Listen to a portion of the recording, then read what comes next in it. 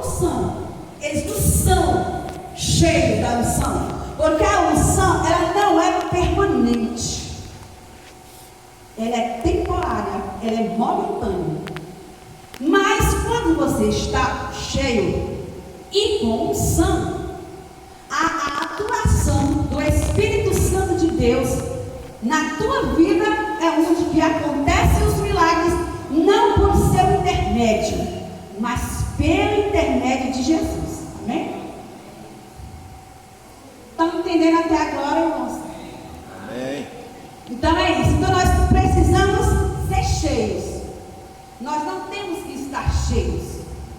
Nós temos que ser cheios do Espírito Santo de Deus.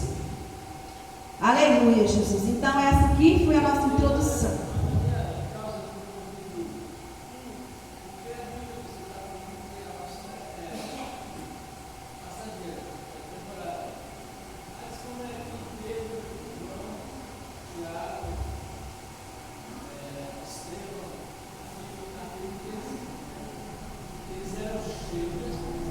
Cheios e não ungidos. Cheio, a unção é diferente, irmão. A unção é a graça da manifestação. A virtude é. Agora eu quero que o senhor entenda o seguinte: a unção, o senhor todo dia o senhor está com a certeza de cantar, de orar aquela unção, de pular. Não está. É essa a unção que eu estou falando. Agora, a manifestação, o avivamento é permanente. Por quê? Porque todo tempo o senhor tem vontade de ler, tem vontade de ser cheio, mas nem sempre o senhor pegar a manifestação da unção, do poder na sua vida, né? Ninguém tem. Ficou claro? Então Pedro, Paulo, os apóstolos, eles tinham unção, mas era toda hora que eles tocavam e alguém era curado? Não. Nós vamos ver na frente que o próprio Jesus, ele foi ungido. A unção, naquela época, era a autorização de ser uma pessoa importante. Davi, ele foi procurado, os irmãos conhecem, para ser ungido, para ser o quê? O rei. Ele foi ungido para ser rei. E ele poderia, assim, ser o rei avivado, se ele buscasse a presença do Espírito Santo. Porque o homem de Deus, a mulher de Deus, ele só faz a obra com a autorização e a intermediação do Espírito Santo. O próprio Jesus deixou claro isso. Ele, sendo o Espírito Santo, ele não fazia nada. Por quê? Porque ele queria mostrar para nós que nós temos que buscar a presença do Espírito Santo de Deus. Mas ele, como Deus, ele poderia atuar, mas ele estava nos ensinando. E o ministério, meus amados, não se dá do dia para a noite. Por que tem irmão que paga preço, que anda, enfim? Jesus, ele pagou o preço. Vocês acham o quê? Que cada notícia, misericórdia, cada notícia que era espalhada pelo nome de Jesus ali, vocês acham que não tinha os fariseus? Vocês acham que não tinha os caluniadores? Tinha, ó, o próprio Jesus, como homem, tinha época que ele estava com aquela unção que a gente fala de operar milagre, fazer tudo, aquela autorização, tudo pela intermediação. Unção é uma porção que a gente recebe. Tem dia que a igreja toda dá uma bênção, unção. Eu vou confessar para os irmãos, não é todo dia que a gente recebe aquela unção para pregar, não. Uma pregação sem unção e sem a intermediação do Espírito Santo, ninguém quer ficar. Entenderam, irmão? Ninguém quer ficar. Então, há essa diferença. Glória a Deus. Qualquer coisa que eu não souber responder, o pastor está aqui, responde para mim, porque o pastor é cabaretado. Então, vamos lá. No batismo de Jesus. No batismo, antes de iniciar o seu ministério na Galileia, Jesus submeteu-se ao batismo de João no Rio Jordão. Jesus nem precisava se ele não quisesse. É tanto que João Batista disse: não, eu que quero ser batizado a por ti, Senhor? Não. Jesus falou para ele, não, João Batista, mas é necessário para que se cumpra o quê? Glória. A minha, o que, irmãos? A minha palavra. Então ele teve que se submeter como homem, não, vou ser batizado para dar exemplo. E os irmãos, se João Batista foi batizado por Jesus, o que o senhor acha? E eu quero que você responda com essa própria pergunta. Mas você sabe se ele foi ou não? Então, olha, eu vou pegar o exemplo de Jesus. Eu pergunto a pessoa que me perguntou para responder. Porque se perguntou é porque tem certeza. Alguns sabem a resposta, outros realmente querem saber o que é a resposta. Então, você sabe? Então foi, né? Diga, pastor.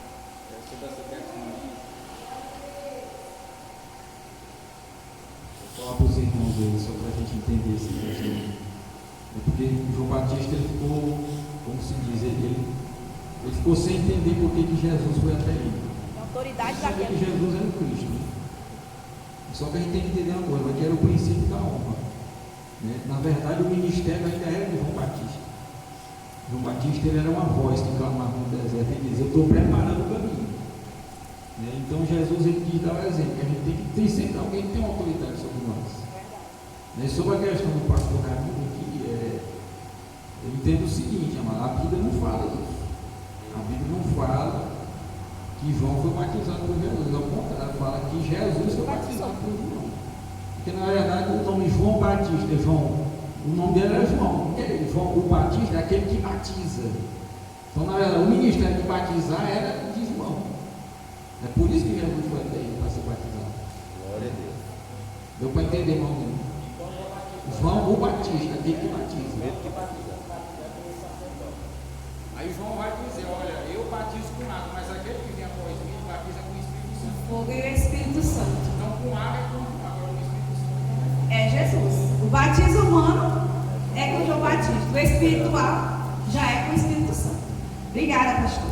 Isso aí, ó. Você quer montar um pastor capacitado?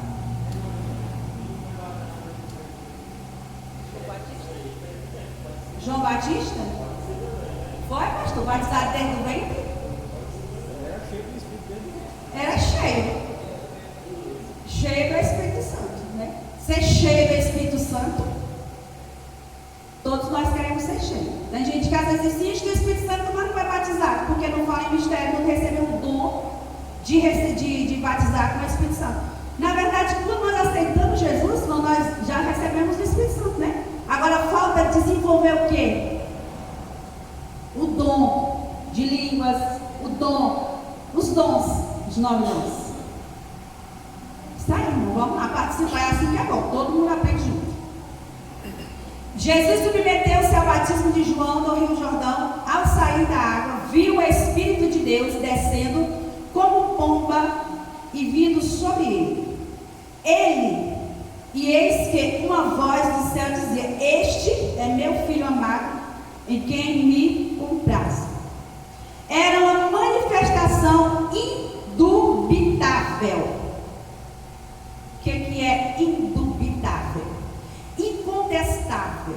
Não tem como dizer que não era o Espírito Santo. Que não pode ser objeto de dúvida. Certo? Incontestável, né? Então, indubitável com certeza foi o Espírito Santo de Deus que desceu naquele momento e fez com que ali o Espírito Santo de Deus, para que nós víssemos e tivéssemos essa história, para entender que todos nós temos que receber o Espírito Santo de Deus. E a partir dali que nós recebemos o Espírito Santo de Deus e somos conduzidos com a presença dele, ou seja, deixamos ele se manifestar em nós com o seu poder, a sua graça, nós seremos usados pelo Espírito Santo de Deus e teremos uma visão diferenciada e seremos usados por Deus de forma diferenciada. Amém? Ali, onde nós temos o entendimento da Trindade. A Trindade. Ali estava presente Pai, Filho e o Espírito Santo. Naquele momento é onde nós recebemos o entendimento da formação e a apresentação aos homens, aos seres humanos, a Trindade, através daquele dia em que Jesus foi batizado nas águas e recebeu o Espírito Santo, aquela posse de Pai, Filho e Espírito Santo. Porém, ele estava se submetendo a isso como forma de obediência e para que a palavra de Deus se cumprisse aqui. Trindade. O Pai declara Jesus como seu Filho amado, o Filho de Jesus saindo das águas e o Espírito Santo materializando em forma de pomba, descendo sobre ele. Está vendo como é que as coisas são? Para que Jesus entendesse, ele e você, ele se tornou homem. E ele passou todos os tipos de provações, ele experimentou. A única que ele não experimentou e que ele não executou e nem praticou, igual eu falei para os irmãos, foi o pecado. Adão, sim. Adão experimentou, foi provado e pecou. Jesus não. Porque senão nós não íamos alcançar a redenção. Por isso que ele se esvaziou dos seus direitos ali.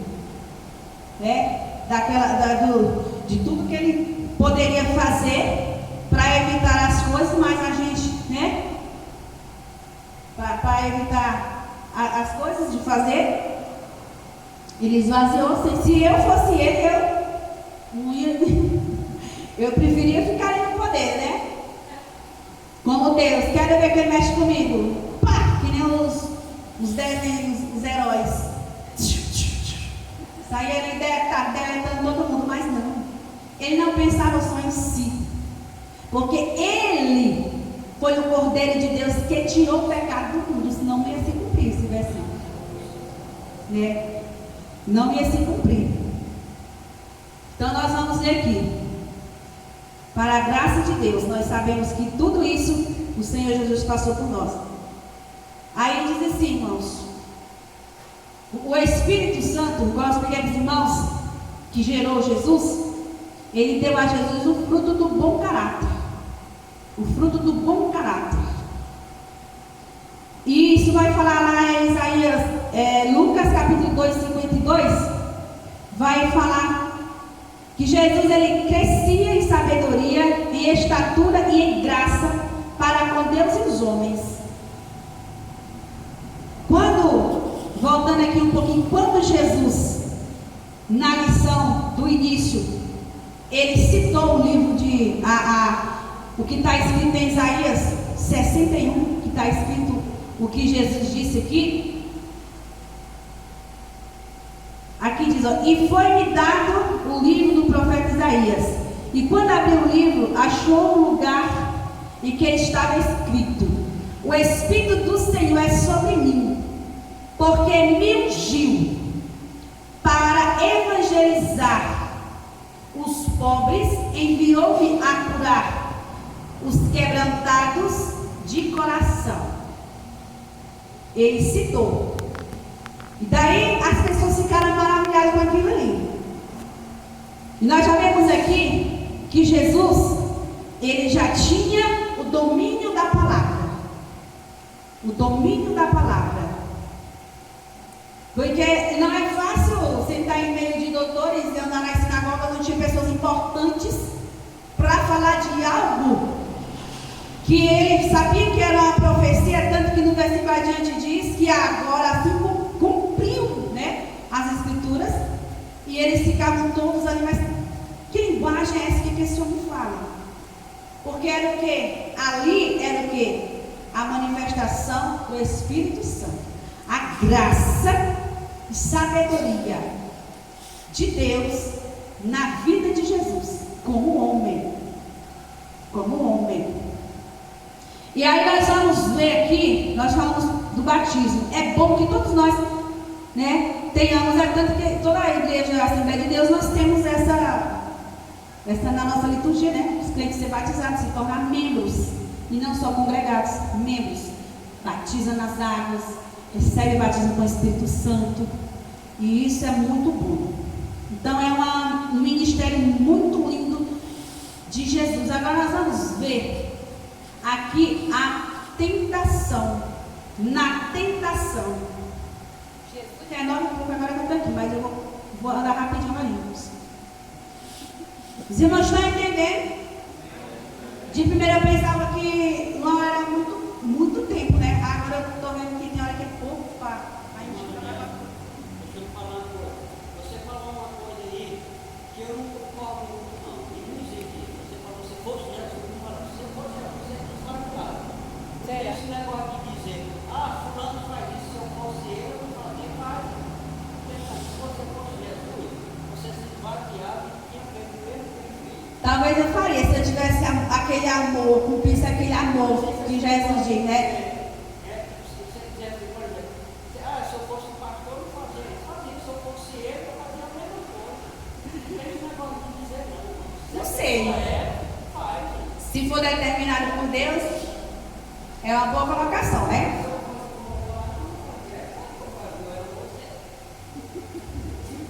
Mas é tipo uma comparação. É uma comparação, porque a gente faz esse tipo de comparação, né? Às vezes, tipo, para eu poder criticar, tipo assim, se a pessoa fosse criticar Jesus, por que Jesus não faz assim? Ele tinha que ser um pouco melhor que Jesus, para poder, pelo menos, tentar imitar Jesus.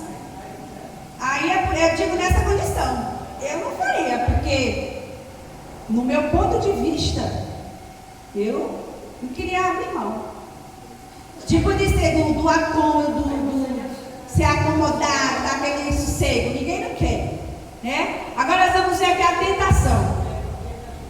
Depois do batismo, Jesus foi conduzido pelo Espírito Santo, ele foi levado pelo Espírito Santo ao deserto. E Jesus estava com o Espírito Santo no deserto. Tem a diferença de ser conduzido ao deserto e estar no deserto. Por exemplo, eu vou ao hospital. Eu não vou no hospital. Eu vou no carro. Por quê? Porque eu estou dentro do carro, né? Eu vou até o carro, porque eu estou me direcionando até ele. Jesus, ele foi conduzido ao... Quero ouvir os irmãos. Jesus foi conduzido ao...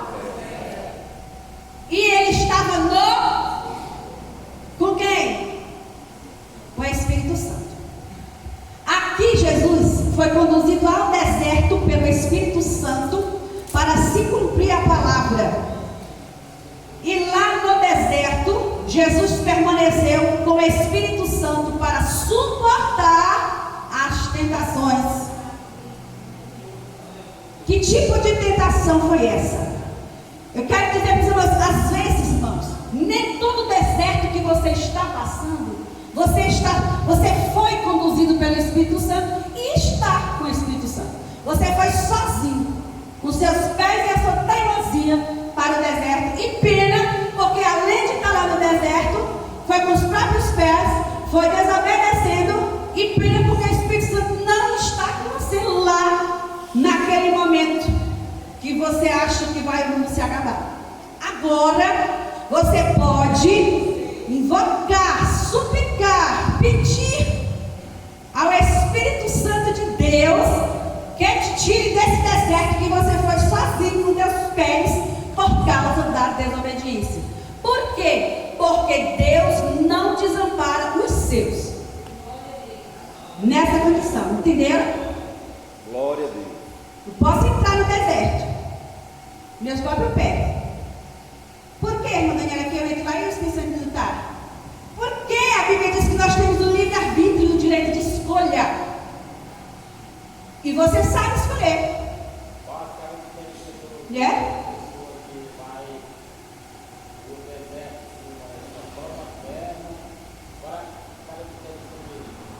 De desobediente. Qual a característica dele? É assim mesmo, ele não vem na igreja, ele fica desanimado. Aí é diferente. Aí é diferente.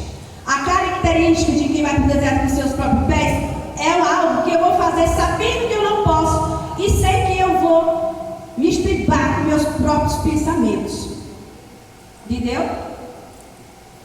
Eu acho que eu estou entendendo. Eu não sei se você está entendendo o que eu estou querendo te responder ou eu não estou entendendo a sua pergunta. Porque é o seguinte: nós temos livre-arbítrio, irmãos. A característica do ser humano. Mas isso são fases que nós vamos saber. Isso não é estar no deserto.